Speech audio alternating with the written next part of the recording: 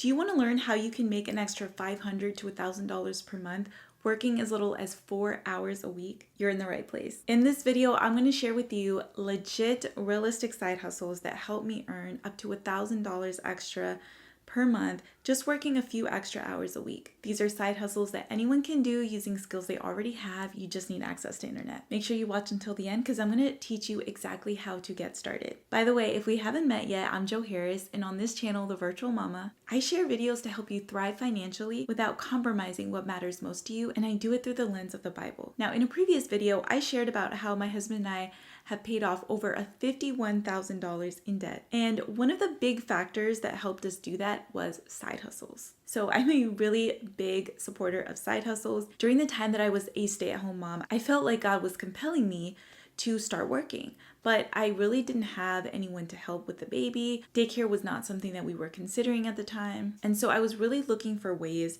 that I could find something flexible to contribute to the home. And that's where side hustles came in. So today I'm going to share some of the actual side hustles that helped bring in some income and share with you about how much money they can make. The first side hustle that I tried was as a virtual assistant. This is one of my favorites because you are using skills that you already have to offer virtual services to other small businesses. That's what a virtual assistant is. Now, specifically when I started, I was offering just general services. So I did everything from administrative work to some creative work to helping with emails. It really depended on the needs of the business. Now, when I started out, I only charged about $17 per hour, but I was pretty new. So I would recommend actually bumping that up to $20 per hour. If you're really inexperienced and you're not confident in your skills, you could go as low as 18, but I would highly recommend starting at least 20 to 25 per hour. Now, here's the goal. As a virtual assistant, you really want to start honing in on your skills in your services so that you can eventually make 35 per hour, because then if you're working 4 hours a week and there's 4 weeks in a month, you can make $560 per month just working 4 hours a week remotely. The great thing about this is you can spread it out over your week. So maybe one day you'll work 30 minutes after your normal job. Maybe over the weekend you'll work for an hour or two. So you can really spread this out throughout your week and it doesn't feel too heavy or overwhelming. The second service that I offered was social media services. This is another favorite of mine because you don't have to charge hourly. So you can charge a flat rate starting at $500 a month and then take over someone's social media. What I love about charging a flat rate versus hourly is that as you get better in your skills and you get faster, then actually you're earning more per hour. But if you're charging hourly, as you get faster for your services, it's almost penalizing you in a sense because you're going to be doing the work faster and then getting paid a little bit less. So I really recommend charging a flat rate for your social media services. But this is a really great side hustle that you can do. I will say that you don't need your own social media to be a social media marketer or a social media manager, but you do need to know your stuff. So I recommend even finding a friend that maybe you can help them out with their side hustle, their small business, and maybe work for them for a month or two for free so you can get the hang of it and also build up your portfolio. Now, the third side hustle that I'm going to share with you has actually been the most lucrative, and that is writing. Now, when I started out, it was not making me a lot of money.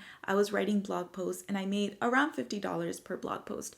But as I was getting better in my skills, I increased my rates and I was making as much as $150 per blog post. But eventually, I decided I wanted to specialize my writing skills into what is called copywriting. So copywriting is a specific type of writing where you are writing for the purpose of making sales. So this is really valuable to other businesses and they're willing to pay top dollar if you're really good at what you do.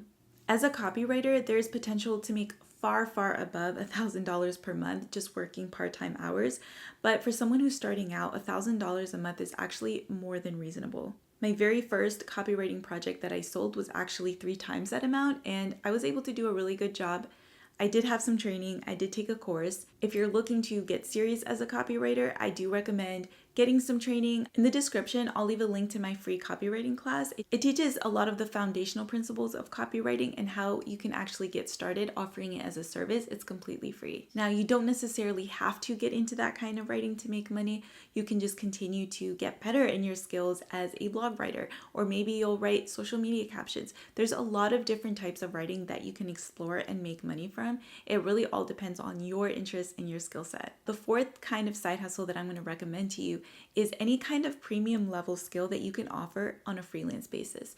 So maybe you have a background in advertising or in photography, and it could be anything, right? Maybe it's in hiring, maybe it's in higher education. You have to really tap into what your skills are, what gifts you already have, and see how can that be of use to another small business. Take some time to do a little bit of research regarding your gifting, regarding your skill, and how other people are using it in the marketplace to give value. You don't necessarily need to adopt a new skill. However, if that's something that you want to do, you certainly can. But I recommend starting with the skill set that you already have. Okay, now once you have thought about what kind of service that you want to offer, what you need to do is find clients. Now, before you can find clients, you really need to put together some kind of portfolio or resume that shows the quality of the work that you can do. If you're a writer, it's as simple as putting together some writing samples in a Google Drive folder and sharing that link. If it's more creative work, then you need snapshots of the work that you did and find a way to present that to potential clients. For social media, you can talk about some of the results that you got for your clients. Maybe take a screenshot of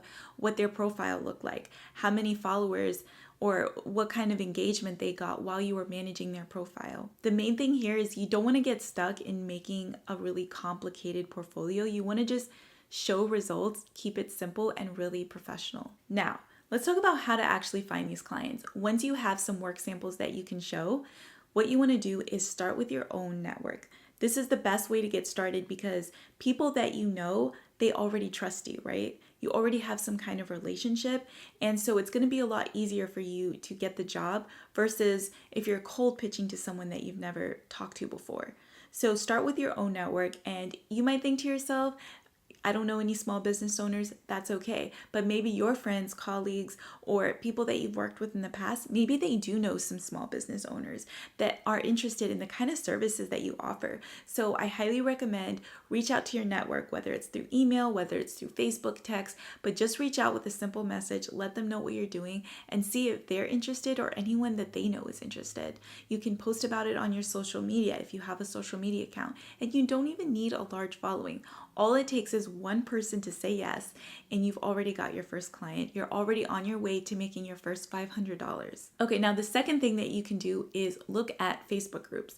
There's a number of Facebook groups out there that are always posting freelance opportunities, and that's a really, really great way to get started. When I started out with my side hustles, 51% of my side hustle income came from opportunities that I found within social media, other Facebook groups, connecting to people. So you really want to be active in Facebook groups. I'll list some in the description below that you can get started with. Now, when you go to the Facebook group, you can definitely scroll through the feed and see if any opportunities match your skill set, but you can also use the search feature and you can type in the kind of service that you offer, and that'll help you find jobs more quickly. If you've already reached out to your network, you've already looked in Facebook groups, the third thing that you can do is cold pitch. I actually got my first freelance client through cold pitching, and so I highly recommend it. Now, if you're not familiar with what that is, you're just simply pitching your service to someone that you've never talked to before, right? So that's why they call it a cold pitch, whereas a warm pitch would be pitching to someone that you already know.